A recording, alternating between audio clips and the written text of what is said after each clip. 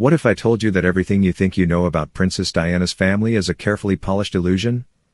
The world remembers the fairy tale, the shy young woman plucked from obscurity, who became a princess in silk and sapphire. A style icon, a humanitarian, a tragic figure who defined an era. Her official family story points us to the Spencers, an aristocratic line, wealthy, polished, ancient in its English respectability. That is the image we were meant to inherit. But history is rarely so simple. And the truth, as always, lies hidden in the cracks between myth and record. Behind the heraldic shields and stately halls of the Spencers, another lineage pulses quietly, like a forbidden current beneath calm water. A darker inheritance, thick with blood and betrayal, with forbidden love and silenced rebellion. One that was nearly erased by kings and queens who feared it. One that endured, not in chronicles, but in whispers, in the marrow of descendants, in the veins of Diana herself. The name you were taught to remember is Spencer. But the name you should never forget is Tudor. Yes, the Tudors. The dynasty of Henry VIII, a man whose appetites broke kingdoms and whose will reshaped faith itself. The dynasty of beheaded queens, of vows shattered in the name of power, of a throne secured by fear as much as by blood. The dynasty that official history insists ended with the childless Queen Elizabeth I. And in a way, that is true. The Tudor crown ended with Elizabeth. But royal bloodlines do not obey coronations or treaties. They flow beneath, through marriages unapproved, through children hidden, through women whose names history blurred into footnotes. The official story is often the most elaborate lie. And nowhere is that clearer than here. If you thought the Tudor tale closed centuries ago, think again. Our story reopens it, not in the glittering galleries of Hampton Court, nor in the trumpets of a coronation, but in shadows. It begins with a woman deliberately forgotten. A woman whose choices lit the fuse of a curse that would echo for generations. Her name was Mary Tudor. Not the infamous Bloody Mary who wore England's crown, but another Mary, Henry VIII's younger sister. She was famed across Europe for her beauty, hair like threads of red gold, eyes bright enough to soften or burn with equal force. The Venetian ambassador wrote of her charm with astonishment, the French whispered about her arrival with envy and fear. Her brother adored her. He called her his pearl, his most precious treasure. But even pearls can be locked away. For in the world of kings and queens, sisters were never sisters alone. They were bargaining chips, offered and exchanged like rare jewels in the endless chess match of European power. And Henry, ambitious and restless, saw in Mary not just his beloved sibling, but a pawn he could place on the board. In 1514, at the age of just 18, Mary Tudor was married off to Louis XII of France, a man decades older than her, already frail, his body weakened by age and illness. To her, it must have felt less like a wedding than a burial of her youth. Imagine her crossing the Channel, radiant and alive, stepping into the icy, stone corridors of the French court. Imagine the watchful eyes, the whispers of courtiers who saw her as little more than a golden prize imported from England.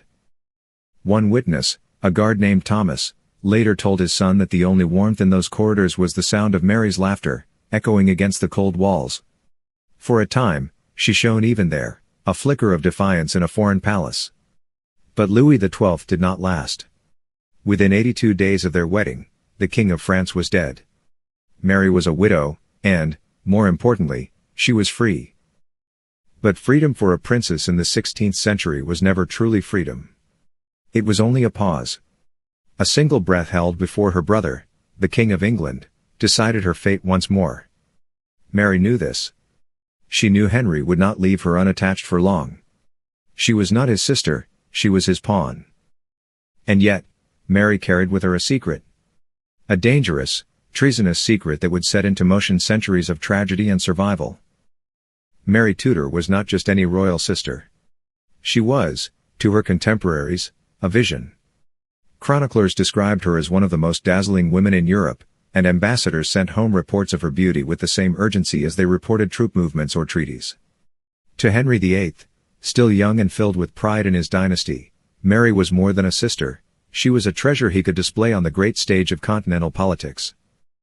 It was an age when marriages were weapons, when silk veils hid iron chains. Mary's hand was a bargaining chip to strengthen England's fragile alliances, and the pawn her brother chose to move her toward was none other than Louis XII, King of France. The match was strategic, designed to cool the centuries-old enmity between England and France, to tether the two crowns with a wedding bed. But beneath the gilded pageantry of treaties and processions lay a cruelty that every royal daughter understood. Her heart was irrelevant. Mary was 18 when she was told she would marry a man of 52. Louis XII was no fairy tale prince. He was frail, his body bowed by illness and years of rule. For Mary, full of life and fire, stepping into this union must have felt like a burial in silk. Letters from English courtiers describe her departure as solemn, and though her smile shone for the crowd, the private witnesses whispered of tears shed behind closed doors. The French court awaited her with suspicion.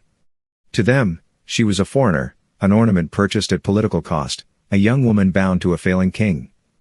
Yet she carried herself with the grace of her bloodline. The Venetian ambassador wrote of her as a girl of singular beauty and wit, whose eyes commanded as much as her presence softened. It was said her laughter rang out like bells through the grey corridors, startling courtiers used to whispers and intrigue. But joy, in such a place, was fragile. The cold walls of the French palaces had seen too many unions forged and broken, too many foreign brides fading into obscurity. Behind every silk curtain lurked gossip. Rumors that Mary's youth was wasted on an old man. Speculation about how long the king would last. And questions, always questions, about what her brother would do once she was widowed. That moment came with cruel swiftness. Barely 3 months into the marriage, Louis XII died. Chroniclers claimed he overindulged himself during the wedding festivities, boasting he would father heirs upon his young bride. Others whispered it was simply his body collapsing under the weight of years. Whatever the truth, Mary was suddenly draped in widow's black before she had even adjusted to the crown of France.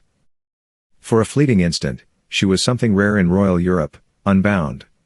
A young widow with beauty, wealth, and unmatched blood. But in truth, she was still trapped. Because freedom for a princess was never freedom at all, it was only the space between one prison and the next. Mary knew the rules. She was too valuable to remain unattached.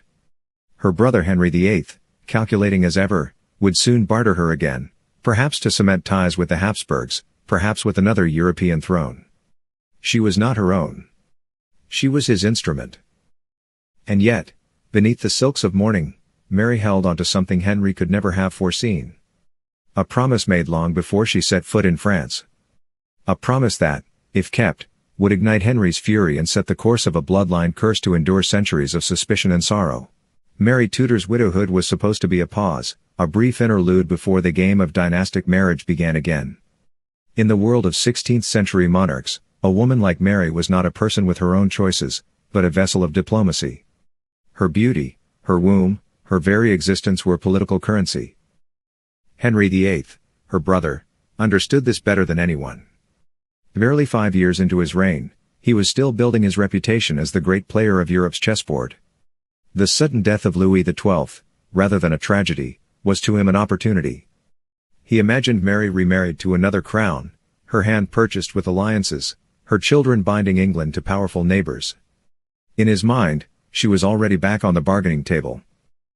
But Mary was no pawn content to be moved across the board.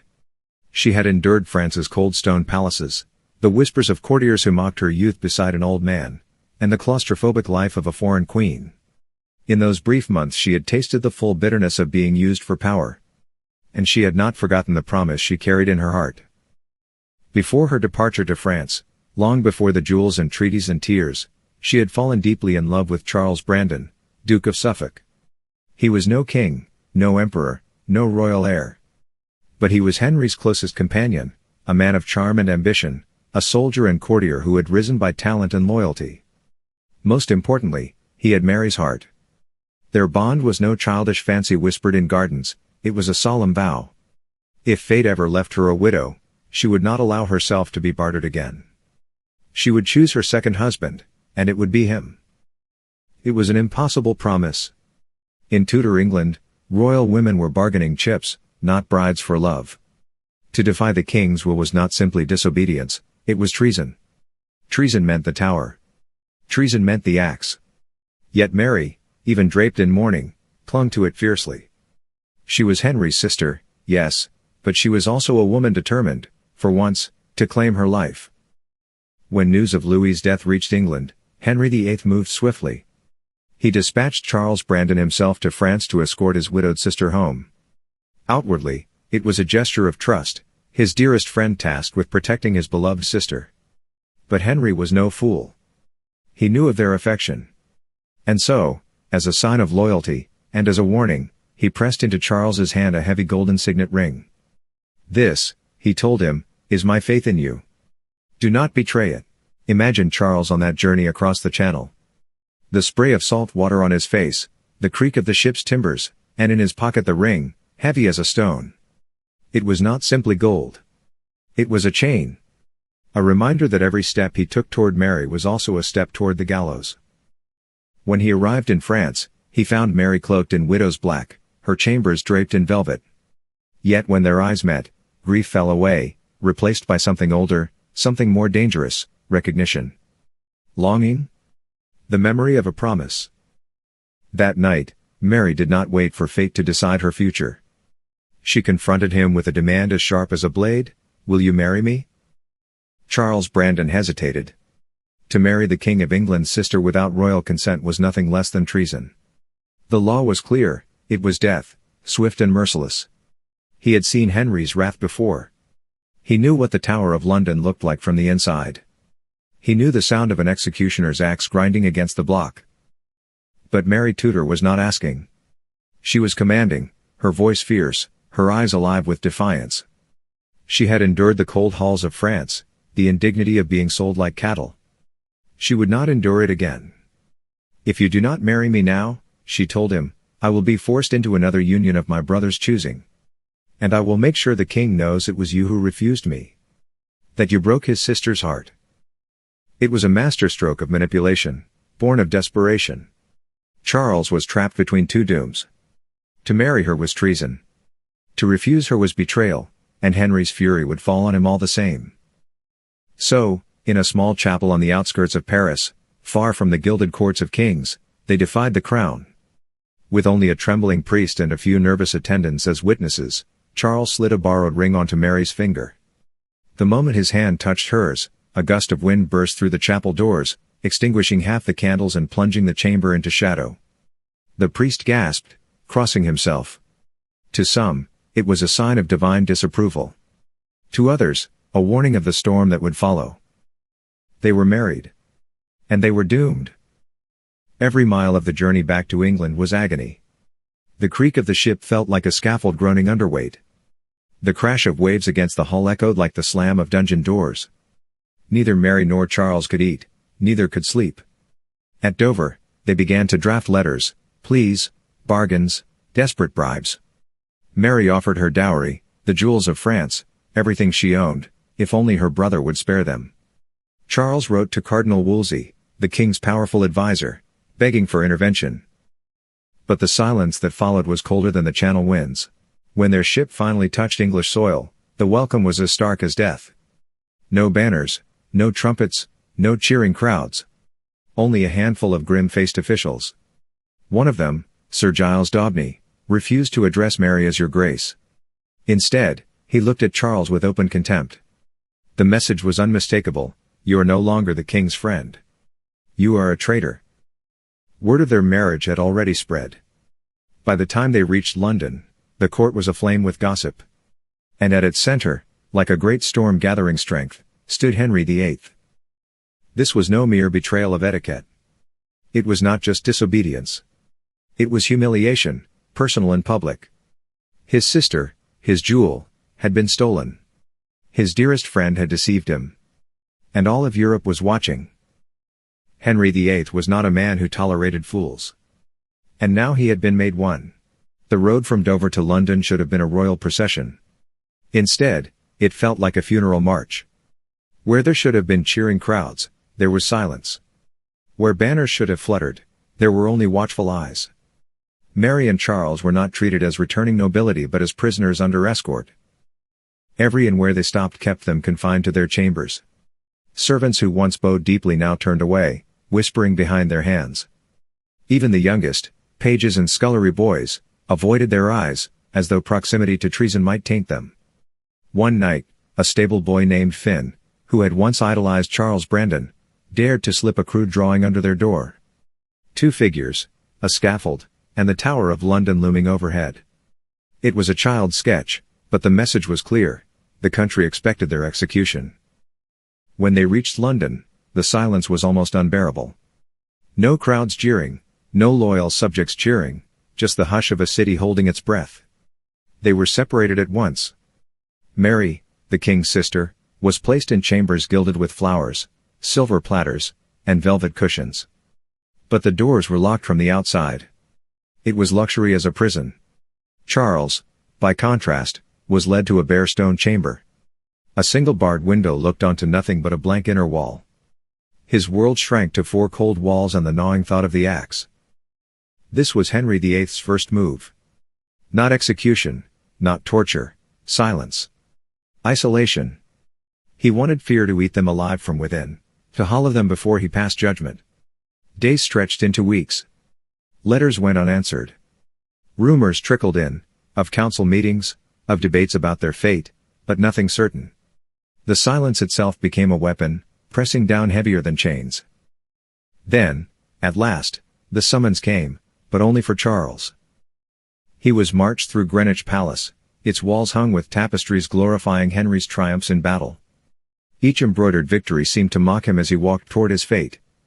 Not the grand throne room, not the crowded court of nobles. Instead, a small private study, dimly lit by the late afternoon sun. And there sat Henry VIII. The king did not rage. He did not thunder. That might have been merciful. Instead, he sat at his desk, calmly cleaning his fingernails with a dagger. He let Charles stand before him, sweating, his heart pounding like a drum. For a full minute, Henry said nothing. Silence again, more crushing than any words. Finally, he looked up. His voice was soft, almost tender. "Charles, my friend. The man I raised from nothing.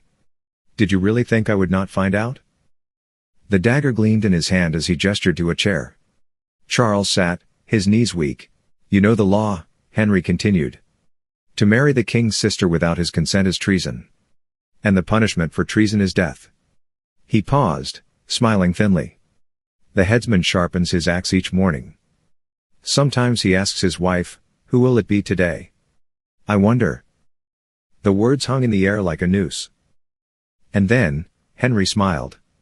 Cold, calculating. "But your head," he said, "is worth less to me on a spike than your life is in my debt." For Charles Brandon, the words were both a reprieve and a sentence. He had entered Greenwich Palace expecting death. Instead, Henry VIII offered something crueler, life, but one shackled to humiliation and debt. The punishment was swift, and it came in layers. First, the money. Mary and Charles would repay every penny of her French dowry. The jewels gifted to her as Queen of France, the riches she had carried home, even the income from their estates, all of it was signed over to the crown. They were nobles in name, beggars in reality. What Henry took was not simply wealth, it was security. Their survival now depended on his mercy, a leash he could tighten whenever he pleased. Second, the spectacle.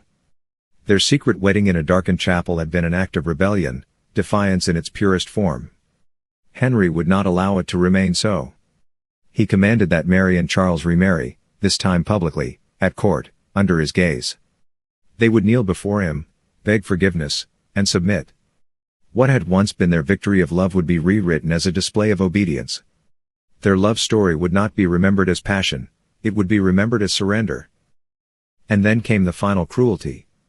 Henry's voice was cold, each word deliberate: "Your children shall live because I allow it. But they will have no claim, no title.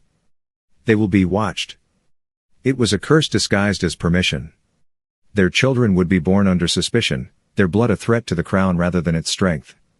The family Mary and Charles dreamed of would not be free, it would be chained to Henry's will. Charles left that private chamber a broken man. He had gone in fearing the axe, he came out condemned to something far worse, a lifetime of servitude to the very king who despised him most. And Mary, who had once seemed triumphant in choosing her own fate, was forced to watch her defiance transformed into chains of gold. Their household, Westhorpe Hall in Suffolk, should have been a sanctuary. Instead, it became a velvet-lined prison. Servants bowed, meals were rich, dances were held, but the air was thick with suspicion. Their steward, Master Croft, smiled as he served them, yet every fortnight he sent reports to London. The king's eyes were always on them. Their daughters, Frances and Eleanor, grew up in this strange dual world, pampered with silks, yet shattered by silence. They were granddaughters of a king, nieces of a queen, but forbidden to speak of it. Their blood was royal, but it was cursed. For Henry VIII had won. He had taken their rebellion and twisted it into his triumph. And as the years passed, the shadow of the axe still loomed, not above their necks, but above their children's futures. For Mary Tudor and Charles Brandon, survival came at a terrible cost. They had gambled everything on love, and while they escaped the scaffold, they found themselves living in a cage Henry himself had designed. The public remarriage at court was a humiliation Mary never forgot. The grand chamber was filled with nobles, courtiers, and foreign envoys, all summoned to witness the spectacle. Mary, once Queen of France, once the jewel of Henry's pride, now knelt before her brother like a supplicant. Charles knelt beside her, his head bowed. Together they begged forgiveness while Henry, in resplendent robes of crimson, sat upon his throne and forced them to act out their submission. The court buzzed with whispers, not of romance, but of disgrace. To Europe, the message was clear: no one defied Henry VIII and emerged unscathed. His sister was reduced to a pawn once more, and his dearest friend became a warning to all who thought loyalty outweighed the king's will. Afterward, the couple retreated to their estate at Westhorpe Hall. To outward eyes, their life appeared enviable, a grand household, fine clothes, and children to carry on their name. But in truth, Westhorpe was no sanctuary. It was a stage, and every gesture, every decision, was performed for one audience, Henry. Spies, disguised as servants, recorded their movements. Visitors were carefully monitored. Even letters between Mary and her brother were filtered through the ever-watchful Cardinal Wolsey. Mary herself, once fiery and untamed, seemed to fade under the weight of it. Her laughter, once so legendary in France, grew rarer. Her spirit dimmed, though not extinguished. She still held her daughters close, still whispered to them in quiet hours of a world larger than the walls of Westhorpe. But the reality remained: their family was a dynasty chained. Charles carried his own burden. Once the king's most trusted companion, he was tolerated but never forgiven. At court, Henry kept him close, outwardly restored to favor, yet always beneath his shadow. The king had stripped him of dignity more effectively than any executioner could. He lived, but he lived on Henry's terms. And so, the Brandon Tudor household became a paradox. On the surface, noble and glittering; beneath, suffocating, haunted by the silence Henry had left them in. Their children grew up between privilege and punishment, royal blood in their veins, but forbidden to claim it. This was Henry's judgment. Not the axe, not the dungeon, but something more enduring, a life of luxury as a prison, a family forced to perform submission, and a bloodline marked as dangerous for generations to come. Mary Tudor had won her heart's desire, but at a price so steep it echoed through her children's lives. She and Charles Brandon were alive, but their survival was gilded servitude. Their home at Westhorpe Hall glittered with feasts, silks, and servants, yet every hallway seemed to whisper Henry's name. It was not a sanctuary, it was a cage with velvet curtains. Henry VIII understood the art of power better than anyone. To execute his sister would have made her a martyr. To banish her would have made her a sympathetic figure. Instead, he forced her to live in splendor under his control, a daily reminder that even love bent to his will. The riches surrounding her were not rewards, they were chains of gold, binding her and Charles to the throne they had once defied. Their daughters, Frances and Eleanor, grew up in the strange twilight. On the surface, they were pampered noble children, dressed in fine gowns and taught music, dance, and scripture. But beneath the silk lay shadows. They were not free to choose their paths. Every potential friendship, every whispered word, every suitor's glance was scrutinized by the crown. They were granddaughters of a king, yet Henry ensured they understood that their royal blood was more curse than blessing. Frances, the elder, inherited her mother's fiery will. Proud and strong-willed, she refused to shrink into silence, and that defiance made her dangerous. Henry arranged her marriage to Henry Grey, Marquess of Dorset. Outwardly, it was a respectable match, binding two noble houses. But the truth was simpler: it was a cage. By binding Frances to the Grey family, the crown tightened its grip on her bloodline, ensuring her children could be controlled. Charles Brandon, once the bold courtier who had risked everything for love, found himself aging into a man broken by compromise. At court, he smiled and bowed, but the whispers never faded. He had been the king's favorite, and he had betrayed him. That stain lingered on his name, a mark his descendants would bear. And Mary herself, the Pearl of England, now lived a life defined by contradictions. She had defied a king, yet was forced to play the part of a dutiful sister. She had chosen love, yet watched as her own daughter was denied that same choice. She had dreamed of freedom, yet spent her days under a crown-shaped shadow. In time, Mary's health faltered. Some said it was illness, others whispered it was grief. She died in 1533, not yet 40, leaving behind a legacy Henry believed he had contained. Her daughters lived on, but their future was already written by the crown: obedience, control, silence. The Brandon Tudor bloodline had survived, but only by bowing to chains Henry had forged in gold. After Mary Tudor's death in 1533, the fragile flame of defiance seemed to sputter. Charles Brandon remained at court, outwardly restored to favor, but the shadow of his betrayal never truly lifted. He lived on for a few more years, but even in his victories he carried the look of a man who had been broken and remade in the king's mold. When he died in 1545, his children were left to carry a legacy that was as dangerous as it was precious. Of his daughters, Frances Brandon bore the heaviest weight. She had inherited her mother's fierce temperament and her father's sense of pride, but she lived in a world where those traits were shackles. Her lineage was undeniable, granddaughter of a king, niece of Henry VIII himself, but it was precisely that blood which marked her as a threat. For Henry had decreed that Mary's children would carry no royal claim. They were to be noble, but never sovereign. Useful, but never dangerous. And yet, blood has a way of defying decrees. Frances grew into a woman of striking presence, and when she came of age, Henry ensured that her marriage would serve the crown's designs. She was wed to Henry Grey, Marquess of Dorset, a match respectable in appearance but far from glorious. To some, it seemed a decent union. The Greys were wealthy, well-connected, and loyal. But to Frances, it was a gilded trap. Her choice, like her mother's before her, had been stripped away. The marriage produced 3 daughters, Jane, Catherine, and Mary Grey. 3 girls whose very existence seemed to taunt the throne. Their veins carried Tudor blood, though their titles did not.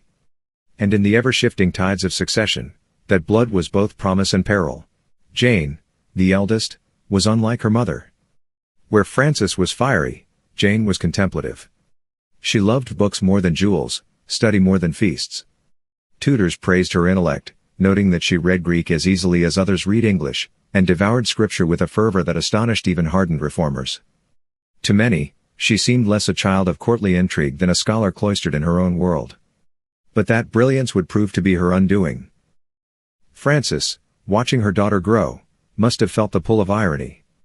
She had seen her own mother, Mary Tudor, defy the crown for love, only to suffer under Henry's punishment. Now she watched Jane, gentle, bookish Jane, become the focus of another kind of ambition. A pawn not of passion, but of politics. For in the dangerous game of succession, Jane Grey's bloodline was too tempting to ignore. The curse of Mary Tudor's choice was awakening once more, and its weight was about to fall not on Mary herself, nor on Frances, but on the girl who had never asked for a crown. By the mid-1550s, England stood at a crossroads. Henry VIII was long dead, his great bulk entombed at Windsor. His son, Edward VI, a frail boy of Protestant faith, wore the crown. But Edward was sickly, a pale shadow who coughed blood into his handkerchiefs, and all of Europe knew his reign would be short. The question that haunted the realm was simple: who would inherit when the boy king died? The line of succession, on parchment at least, was clear. Next stood Mary Tudor, Henry's eldest daughter, Catholic, determined, and uncompromising. Behind her was Elizabeth, the younger daughter, shrewd, watchful, and Protestant. Yet for Edward's powerful Protestant advisers, both women posed threats. Mary, with her devotion to Rome, threatened to undo the religious reforms Edward's council had forced upon the country. Elizabeth, though Protestant, was seen as unreliable, a figure they could not fully control. And so they turned their eyes to another candidate. A girl who was young, impressionable, and, most importantly, descended from Mary Tudor's cursed bloodline, Lady Jane Grey. Jane was only 16. She had no hunger for power, no desire for a throne. What she wanted was her books, her tutors, her quiet hours of study. But the world does not always honor the wishes of scholars. Her parents, Frances Brandon and Henry Grey, saw ambition where Jane saw only burden. They arranged her marriage to Guilford Dudley, son of John Dudley, Duke of Northumberland, the most powerful man in England and the architect of this daring plan. The scheme was simple: when Edward died, Jane, with her Tudor blood and Protestant faith, would be proclaimed queen. Northumberland would rule through her, her parents would bask in newfound influence, and England would remain securely Protestant. For the men at court, Jane was not a daughter, not a child, not a person. She was a vessel, a name, a crown-shaped solution. Edward VI's death in July 1553 set their plan in motion. Jane, bewildered, was led to the Tower of London, not as a prisoner, but as a monarch. The crown, heavy with gold and encrusted with jewels, was placed upon her head. It was so weighty that she could scarcely keep her neck upright. The courtiers bowed, the trumpets sounded, and the heralds proclaimed her Queen of England. Yet even in triumph, Jane wept. She did not want the throne. Her lady-in-waiting later remembered that the only time Jane smiled during those 9 days was while reading a letter from her old tutor, a reminder of the life she had loved and lost. To the council, her tears were irrelevant. To Jane, they were everything. But power built on deception is fragile. The people of England did not rally to Jane. Instead, they rallied to Mary Tudor, Henry VIII's eldest daughter, whose claim to the throne was undeniable. Within days, London pulsed with the cry of Mary. Mary. Armies flocked to her banner, and Jane's counselors began to desert her, one by one. After only 9 days, the crown was pulled from Jane's head. The same Tower of London that had welcomed her as queen now shut its gates upon her as a prisoner. The 9 days queen was finished. But the true cruelty of her story had only just begun. The Tower of London, where Jane had once entered as a queen, now became her prison. Its grey stones had witnessed centuries of ambition and betrayal, and Jane, barely 17, was the newest name carved into its grim history. She was not alone. Her husband, Guilford Dudley, and her father, Henry Grey, were also confined, their fates tied to hers by ambition and failure. Outside the Tower walls, Mary Tudor, Henry VIII's eldest daughter, was triumphant. She entered London in a wave of adulation, cheered by thousands. To her supporters, she was the rightful queen, the true heir. To Jane, she was doom itself. For Mary had inherited her father's ruthlessness, sharpened by years of exile and humiliation. She knew that mercy, in the Game of Thrones, was weakness. Jane's parents betrayed her first. Her mother, Frances Brandon, the daughter of Mary Tudor and Charles Brandon, had once burned with pride. But when her child stood condemned, Frances begged Queen Mary for her own life, distancing herself from her daughter. Jane, abandoned, faced her fate alone. In that act of cowardice, the curse of Mary Tudor's bloodline revealed itself again, love turned to ashes, loyalty undone by fear. For months, Jane lingered in the Tower, her death postponed while Mary weighed her choices. Perhaps, at first, Mary meant to spare her. But rebellion stirred, Protestant lords rallied, and Jane remained a symbol too dangerous to live. The girl who had never wanted a crown had become a banner others could wield. In February 1554, Mary gave the order. Jane's husband was executed first. From her chamber window, she saw the cart carrying Guilford's body, his head severed, his blood still fresh. She watched in silence as the cart passed beneath her, carrying away the boy she had married but never truly known. A few hours later, it was her turn. Jane was led from her chambers through cold corridors to the scaffold within the Tower grounds. She wore plain clothing, her face calm, her bearing dignified. Chroniclers marveled at her composure. She spoke briefly, declaring herself guilty only of accepting what others had thrust upon her. Then, blindfolded, she reached out her hands for the execution block. And here, in her final moment, the girl faltered. Her hands searched the air, finding nothing. Panic broke through her calm. "What shall I do?" "Where is it?" she cried, her voice sharp with terror. A guard guided her trembling hands to the block. She laid her head down upon the rough wood. The axe fell. At 17 years old, Lady Jane Grey, the 9 Days Queen, scholar of scripture, reluctant monarch, was dead. The granddaughter of Mary Tudor and Charles Brandon had paid the price for their forbidden love, her blood spilling on the stones of the tower. Mary Tudor, now remembered as Bloody Mary, believed she had extinguished the dangerous spark of her cousin's claim. But bloodlines are not so easily silenced. Jane's death was not an end. It was only the beginning of another chapter in a story cursed from the start. Jane's execution might have closed her story, but it did not end the curse carried in her veins. For Mary Tudor's defiance in a Parisian chapel had birthed more than one child, and her granddaughter Frances Grey had given the world not just Jane, but 2 other daughters, Catherine and Mary Grey. And though they lived longer than their sister, their fates were no less shaped by chains of blood and suspicion. Catherine Grey was everything Jane was not.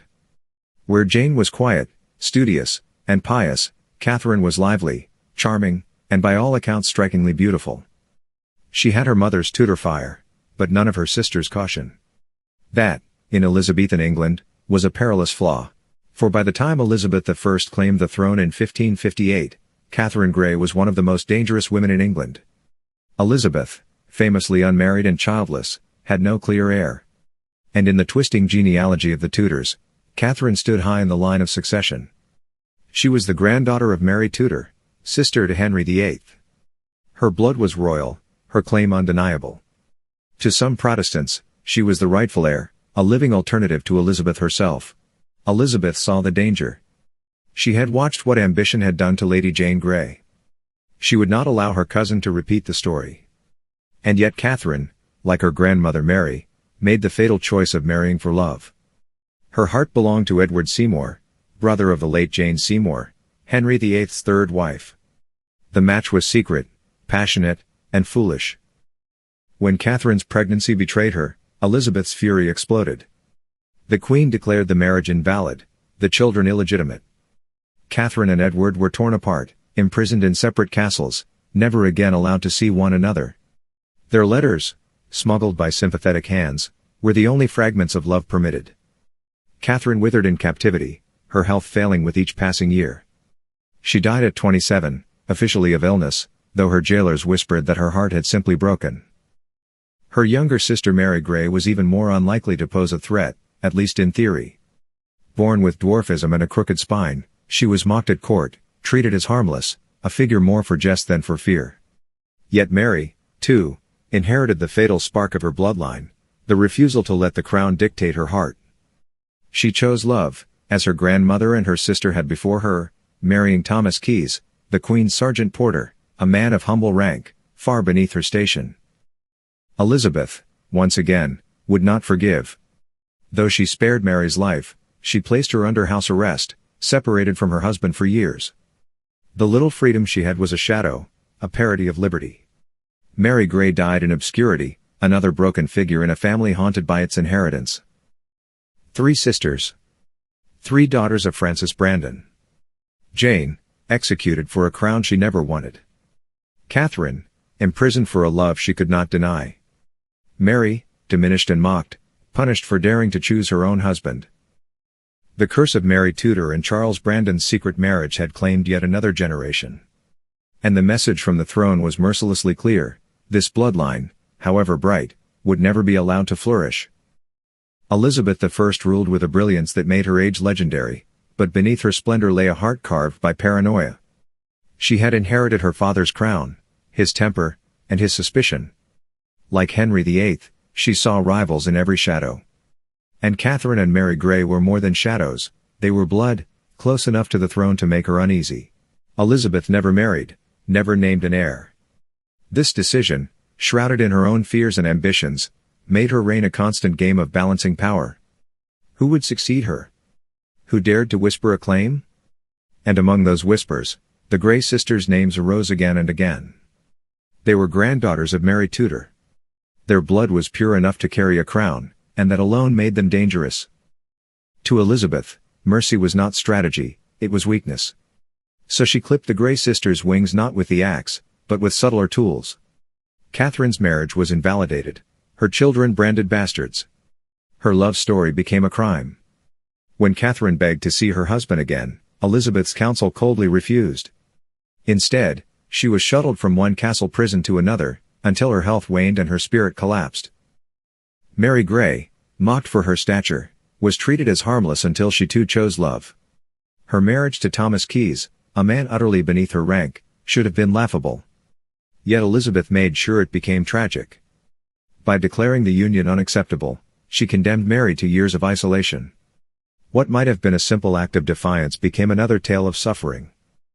The policy was cruel but effective. By the end of Elizabeth's reign, the Grey sisters were all but erased from the corridors of power. Their descendants, stripped of royal status, were reduced to minor gentry, their claims diluted and dismissed. The Tudor fire had been forced into embers, smothered by decree and silence. And yet, in smothering them, Elizabeth revealed her own fear.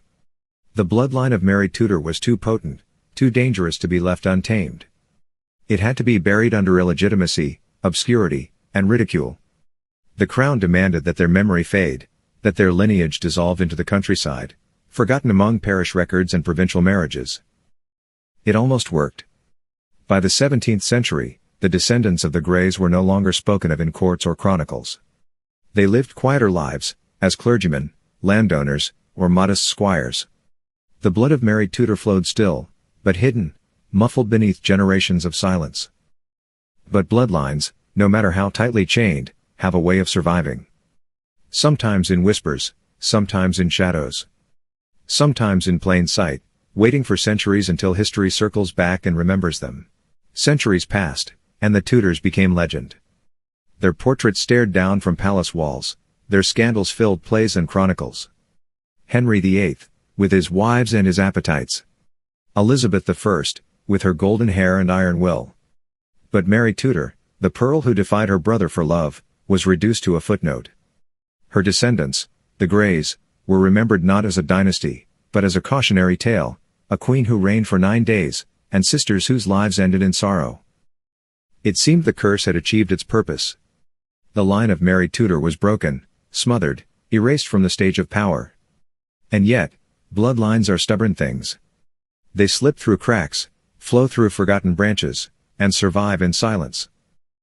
By the 17th century, the descendants of the Greys had drifted into the quieter corners of English society.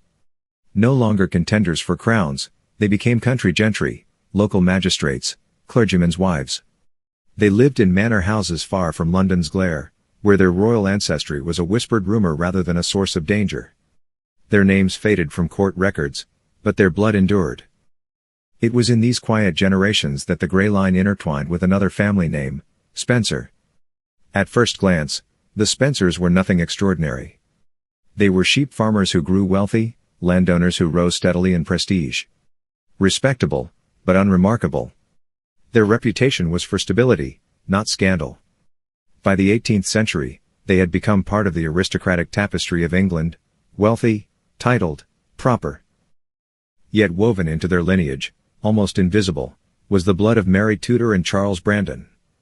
The same blood that had once sparked a king's fury, that had seen a teenage queen executed, that had doomed sisters to prisons and broken hearts.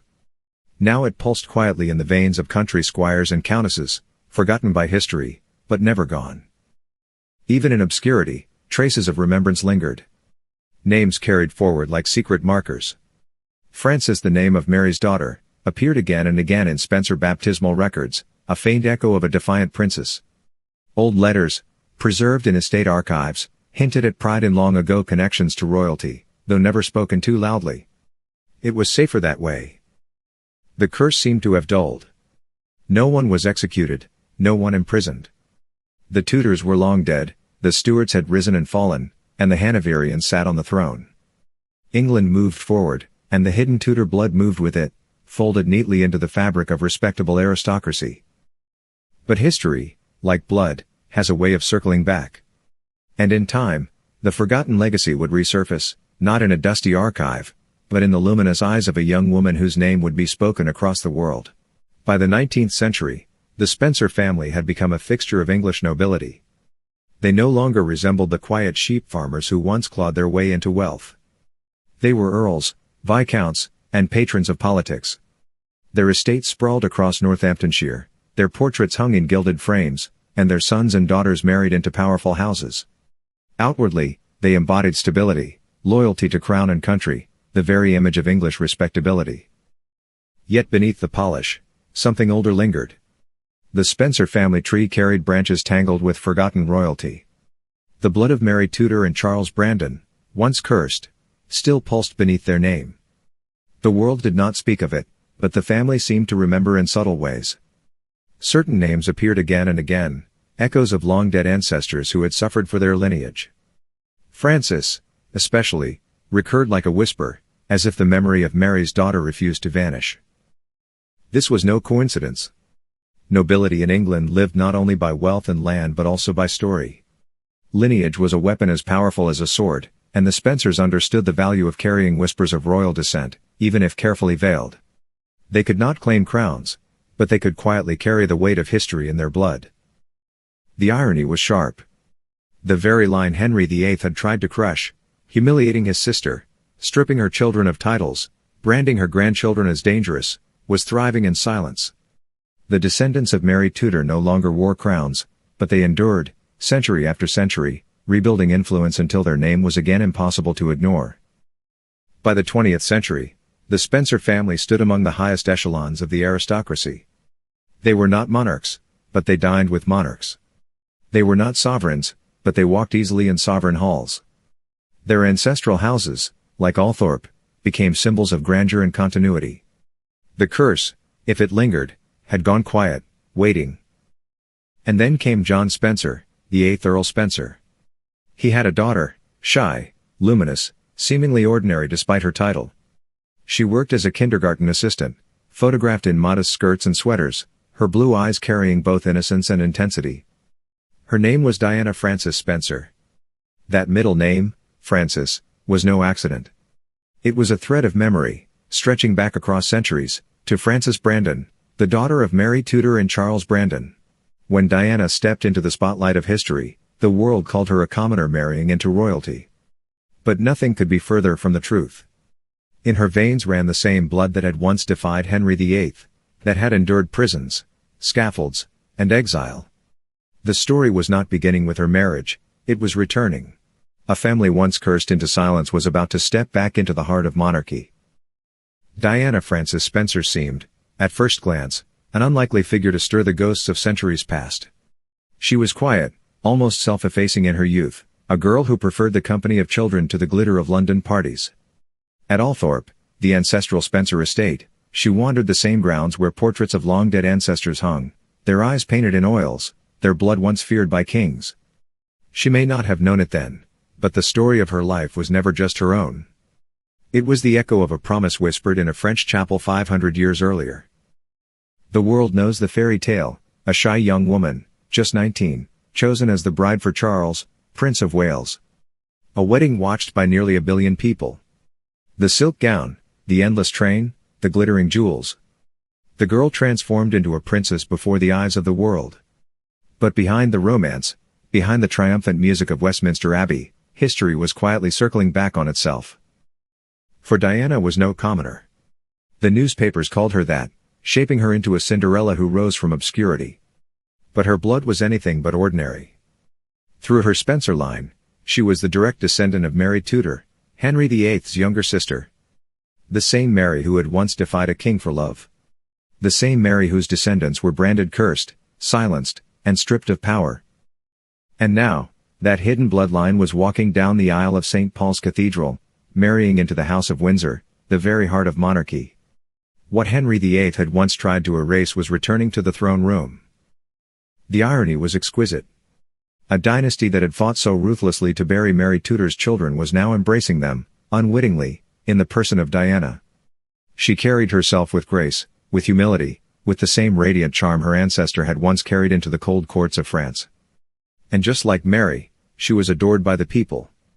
Crowds that once whispered suspicion about Tudor blood now screamed Diana's name in adoration. But history does not forget. And in Diana's story, the old curse seemed to stir again. For though she was beloved, her marriage was no fairy tale. She was celebrated as the people's princess, yet within the palace walls she found herself isolated, monitored, her choices constrained by a crown older than herself. Much like Mary Tudor, she had chosen love, or thought she had, but found it reshaped by duty, politics, and betrayal. The past had returned, not as dry genealogy but as living drama. Diana was not merely a new figure in the Windsor dynasty. She was the embodiment of a bloodline long thought buried, stepping back into the light, carrying with her all the defiance, tragedy, and strange endurance of Mary Tudor's choice. History had circled once again, and the eyes of the world were watching. When Diana Spencer placed her hand in Prince Charles's on that July morning in 1981, the world saw a fairy tale fulfilled. The gilded carriages, the glittering jewels, the triumphant trumpets, it was the very image of a monarchy renewing itself in splendor. But beneath the silk and ceremony, an older story stirred awake. It was not a union of commoner and prince, as the press loved to proclaim. It was the Tudor bloodline, long buried, stepping back into the halls of power it had once been banished from. Through Diana, the lineage of Mary Tudor returned to the monarchy. The girl once forced into a loveless union in France, who had risked her life to marry for love, whose children were cursed by Henry VIII himself, her blood now mingled with the heirs of the modern crown. The irony was breathtaking. The very dynasty that had tried to strangle her descendants into obscurity had, centuries later, embraced them at the altar of St. Paul's Cathedral. To the world, Diana was the people's princess. But to history, she was something more, the Tudors' revenge. The bloodline Henry VIII sought to punish, the children Elizabeth I sought to disinherit, the family mocked, imprisoned, and broken, now it flowed openly in the veins of a future king. It was as if history had conspired in secret. The love story Henry tried to destroy had endured through centuries of exile, only to return stronger, more visible, more adored than ever before. Diana's popularity was not just personal charm, it was the echo of something ancient, a defiance the public recognized instinctively. She embodied not only grace but also rebellion, not only glamour but also tragedy. And Henry's revenge was undone. His fury, his humiliation, his carefully constructed punishment, all had failed. The line he sought to extinguish was alive, seated once more beside the throne. Diana's sons, William and Harry, carried in their veins the very blood he once declared unfit for power. William, especially, stood as the living contradiction to Henry's will, a direct heir to the crown, with the curse of Mary Tudor beating in his heart. The circle was nearly complete. The Tudor line had returned not as a rival to be feared in shadows, but as the beating heart of the monarchy itself. And the world, unaware of the centuries-old irony, adored it. Diana's story was not just about fame, fashion, or tragedy. It was about history itself bending back, reasserting what kings and queens had tried to bury. It was proof that bloodlines, like secrets, have a way of surviving, and eventually, of returning. History rarely moves in a straight line. More often, it bends, doubles back, and forms circles, patterns that only reveal themselves centuries later. The story of Mary Tudor and her forbidden love began in a windswept chapel outside Paris in 1515, whispered in defiance, shadowed by omens. It spiraled into a curse, daughters imprisoned, sisters broken, a teenage queen executed in the tower.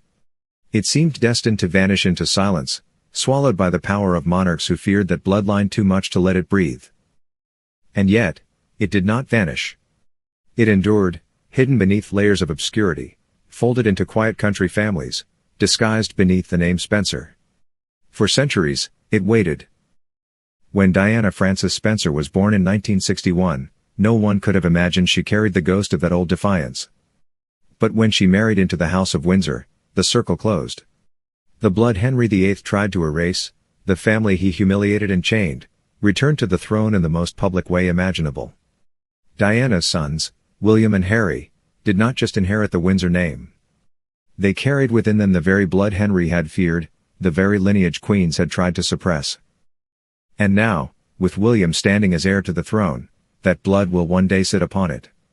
Mary Tudor's choice, the reckless, desperate decision to marry for love, has echoed for 500 years, punished and buried, yet never destroyed. Through Diana, it walks again in the halls of Buckingham and Kensington, seen in the faces of princes who will shape the next century. Perhaps this is why Diana touched the world so deeply. She was not only the people's princess. She was something older, darker, and more defiant. She was the embodiment of survival, the proof that history's curses can become its ironies. She was the Tudors' revenge. So when we look at her smile, or at the faces of her sons, we should look deeper. Behind the Spencers, behind the Windsors, see the specters of another family.